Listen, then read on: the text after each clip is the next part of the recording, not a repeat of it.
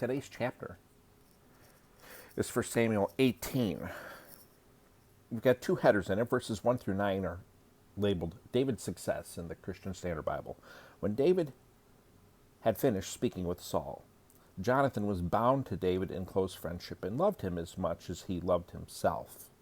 Saul kept David with him from that day on and did not let him return to his father's house. Jonathan made a covenant with David because he loved him as much as himself. Then Jonathan removed the robe he was wearing and gave it to David, along with his military tunic, his sword, his bow, and his belt. David marched out with the army and was successful in everything Saul sent him to do. Saul put him in command of the fighting men, which pleased all the people and Saul's servants as well.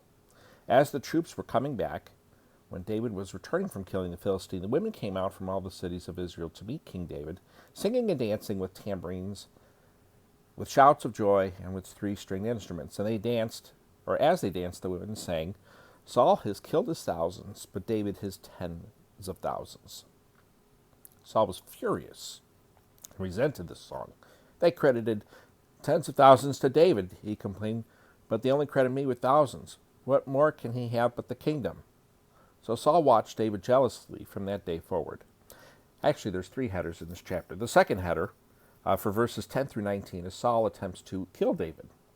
The next day, an evil spirit sent from God came powerfully on Saul, and he began to rave inside the palace. David was playing the lyre as usual, but Saul was holding a spear and threw it, thinking, "I'll pin David to the wall." But David got away from him twice. Saul was afraid of David because the Lord was with David, but had left Saul. Therefore Saul sent David away from him and made him commander over 1,000 men. David led the troops and continued to be successful in all his activities because the Lord was with him. When Saul observed that David was very successful, he dreaded him. But all Israel and Judah loved David because he was leading their troops. Saul told David, "Here is my oldest daughter, Merab. I'll give her to you as wife if you will be a warrior for me and fight the Lord's battles."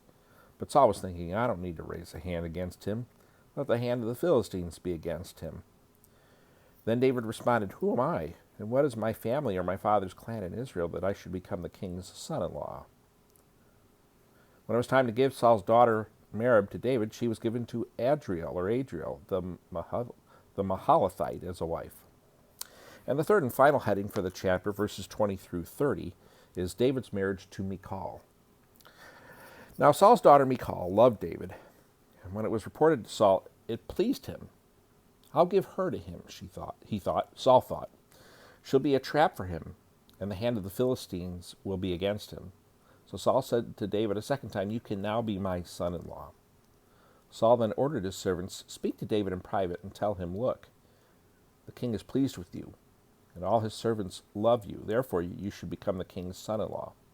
Saul's servant reported these words directly to David, but he replied, "Is it trivial in your sight to become the king's son-in-law? I am a poor commoner."